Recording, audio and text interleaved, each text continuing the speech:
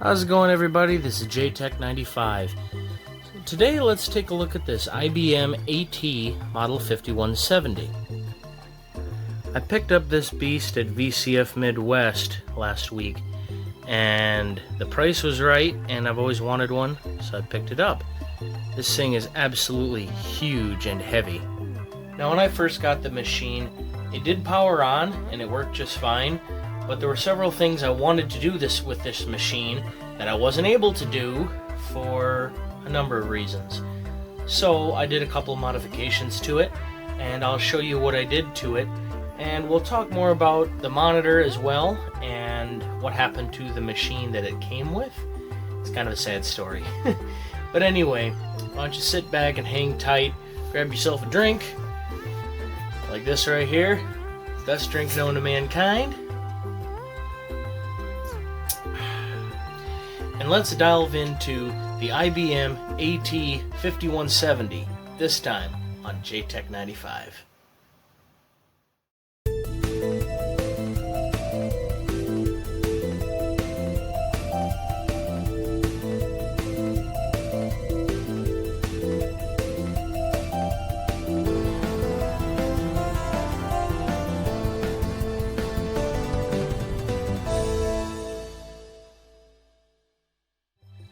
Welcome back.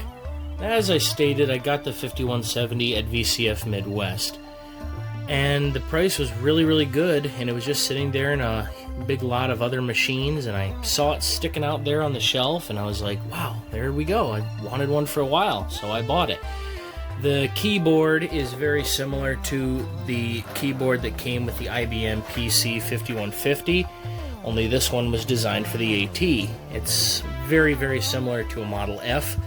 I picked this one up on eBay shortly after purchasing the machine because I wanted a matching keyboard. I have a lead on a matching IBM 5154 EGA monitor to go with this machine, but the guy I'm getting it from hasn't found it in his collection yet. He's still digging around trying to find it. But for right now, I'm happy with this Televideo color monitor CM100. Now, as I'd stated, I picked up this machine from VCF as well, and it came with a machine. It was a Televideo Telecat 286. I showed that in my overview of VCF video that I did last week, and I took a good look inside the machine, and it was done. Like, it was done. Here, I'll show you some pictures so you can see it. But yeah, the machine was completely ransacked. It looked like some animals and critters and who knows what, probably mice, crawled into the machine and made it their home, and their toilet as well, as you can see. Yeah, the board was destroyed. The power supply had rust all over it, and I looked inside. Pretty much every single cap was either leaking and or just disgusting, and the case was starting to rot at the bottom because of all the nasty that had leaked down through the motherboard and into the case. So that machine was a no-go, and unfortunately I had to throw it away. Sometimes you have to pick your battles, and that was a battle I was not going to win. There was nothing left to save. But at the plus side, I did save the monitor. And this is a really cool monitor. Actually, it's a Samsung monitor that is branded for Televideo. Adrian's Digital Basement did a video on this exact monitor, but he has a Samsung branded one because that's who built it. So if you want to check out that video, I highly recommend it. It's right there on his channel, and yeah, it's really neat. But let's really quick pop this machine open, and I'll show you the couple of modifications I did to it. So here we are looking at the inside of the machine. As you can see, this has a later motherboard style. This is a Type 2 and Type 3. The earlier ones were just a little bit different, but this is a later model AT. For a processor, we've got an Intel 8286 running at 8 megahertz, and this machine has 512K of memory on the board. As for peripherals, this thing had one 5¼ inch floppy drive and well, no, excuse me, no, it had two 5 1/4 inch floppy drives, pardon me, and I swapped one of them out for a 3 1/2 just to make it easier, because a lot of my programs are on 3 1/4 or 3 1/2 inch discs anyway.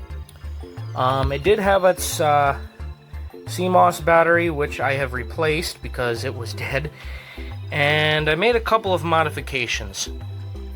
For one thing, I added in this later 16-bit IDE I/O interface card, and I am using a compact flash card instead of the original hard drive because it was dead. Yeah, this is the hard drive that was in it. It was absolutely huge, but unfortunately it didn't click or make any kind of noise whatsoever when I turned it on. One day I might try to fiddle around with it, try to make it work, but for right now I figured compact flash would just be a little easier. These are the two other cards that were inside the machine. I was really happy to see this. This is an authentic Hercules monochrome graphics adapter, and it was beautiful. I mean, the whole inside of this machine was gorgeous, but I was just very impressed at the shape of this. And I replaced this with that IDE adapter. This was the original 1983 fixed disc floppy diskette controller card that came with the machine. And obviously I took this out because without having the MFM drive in there, this was no longer needed. But yeah, this was what was in the machine. I'm definitely holding on to them for future projects. And for a graphics card, I stuck in one of those generic Cirrus Logic multiple output video cards that supports monochrome, CGA, EGA, MCGA, and VGA. That way I could use a multitude of different monitors on it. Very similar to the one I put into the IBM Model 30 that I did a video on a while ago. Actually, I think it's the same kind of card. How I ended up with two of them, I can't tell you. But yeah, so that's what I did for graphics. Now, one really cool piece of hardware that was in this machine when I got it was this absolutely beautiful, fully maxed out Intel above board AT memory expansion card. Now, I had heard a little bit about these cards, but I'd never seen one in person because they're kind of hard to find. But even harder to find is this piggyback board that was connected to it. Not only is the board populated with 256 kilobit chips, but so is the piggyback board. This board is completely maxed out as far as it'll go, which I believe is about 4 megabytes. And having one of these in this machine, absolutely, it blew my mind that it had one in there. So that was a really cool thing to find in this machine. And along with that, I had to add sound, so I added another AdLib clone card. I'd love to get an original, but the prices are ridiculous right now, so clones are just fine. And another thing I did, you can see down there, the BIOS chips. I flashed those myself. This machine originally had the original IBM BIOS on these two chips, which I marked so I'd know which sockets they go in. But yeah, I don't have anything against the IBM BIOS, but AMI BIOS and Award are a little easier to deal with, and it gives you a lot more free reign of what you do. So that's what I put in here. I put AMI BIOS in mine. And I'll put a link in the description for where I downloaded the bin files for that. Pretty much all I did to do that was I put a pair of empty EEPROM chips into my XGECU T48, and I loaded up the bin files here into XG Pro, flashed them, and popped them in the machine, and I was happy to see that they both worked and everything was fine. So yeah, that's how I upgraded the BIOS in this machine. So now that we've gone over what I've done to the machine and a little bit about where I got it and a little bit about the monitor and things like that, let's get this bad boy booted up and fiddle around with it a little bit.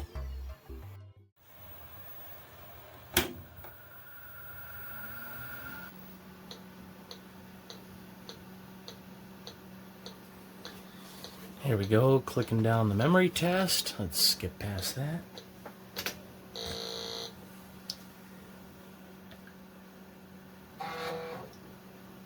And we'll go into the BIOS here and show you the BIOS. So yeah, right there you got your standard American Megatrends BIOS right here. Pretty neat, a lot easier to deal with than having to use the diagnostics discs that IBM supplied with these machines back then. So let's exit out of the BIOS really quick and goof around with this machine.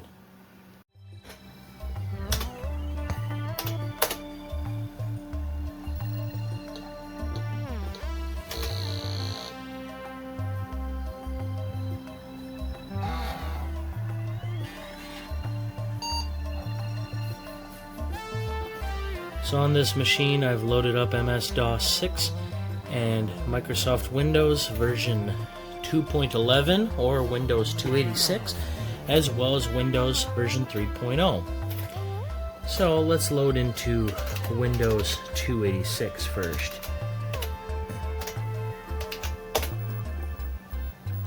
Yeah, figured it was appropriate being a 286 and all. There we go. Yeah, you could tell that at this time Windows was still in its infancy. They're still trying to figure out how to make it work and be, well, what it is today. But I wasn't able to find a couple of cool little programs that would run on Windows 1.0 and 2.0, like this game called Puzzle. So that's really neat. Have a couple games you can actually play with this. The monitor sometimes does this little thing where when you switch between windows, the screen will just kind of bounce a little bit. So that's going to be something I'm going to have to fiddle with this monitor. I'll bet you there's something wrong inside, but I am not ashamed to admit I'm chicken to go inside of a monitor. So that will have to be addressed at a later time. But yeah, and also someone got a version of Minesweeper designed for Windows 1 and 2. And I'm a little better at this than I am at Reversi. So yeah, it's kind of cool to be able to have something to do. But yeah, let's exit out of here and let's load into Windows 3.0.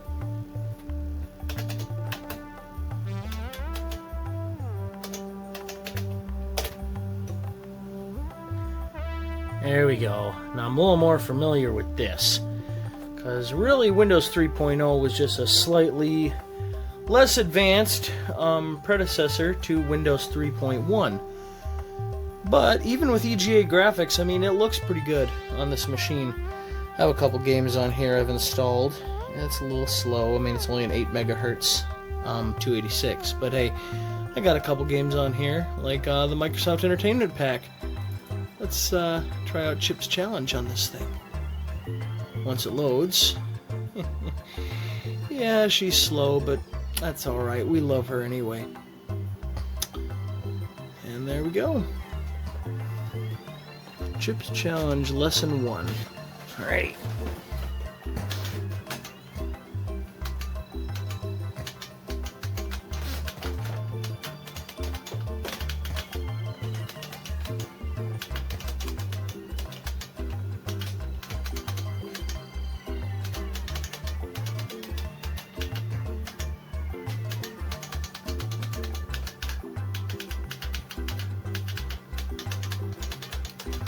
Oh yeah, this is the stuff. I love this game.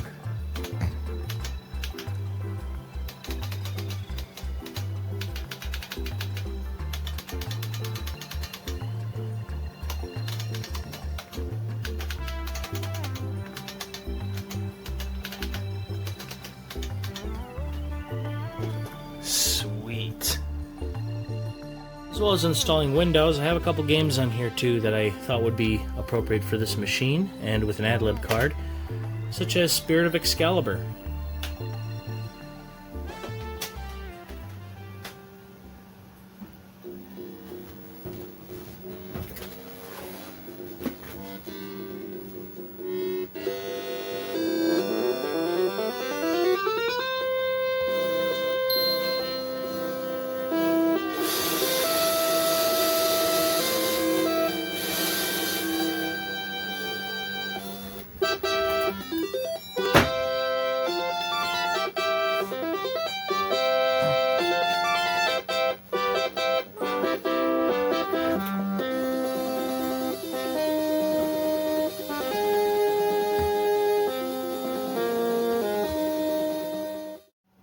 and Hugo's House of Horrors by David P. Gray.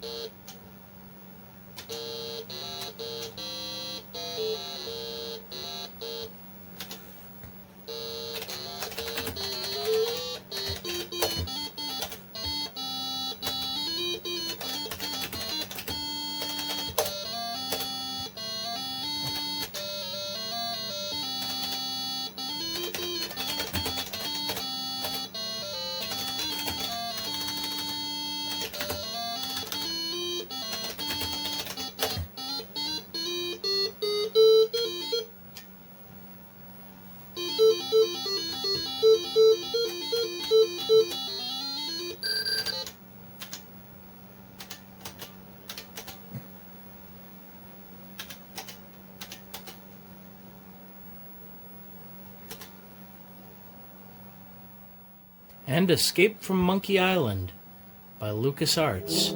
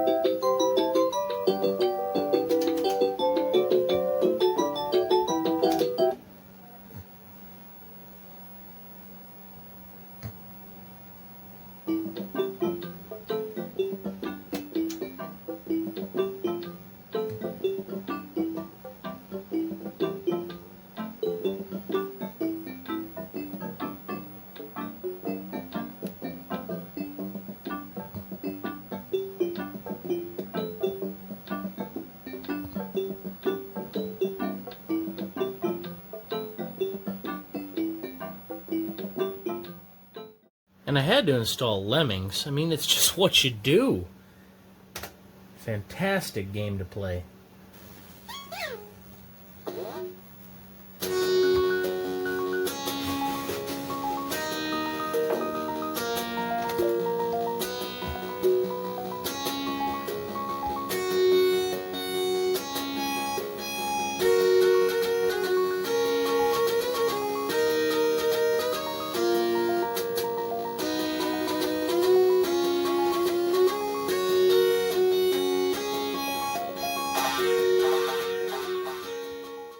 Yeah, that's about it for my overview of the IBM 5170.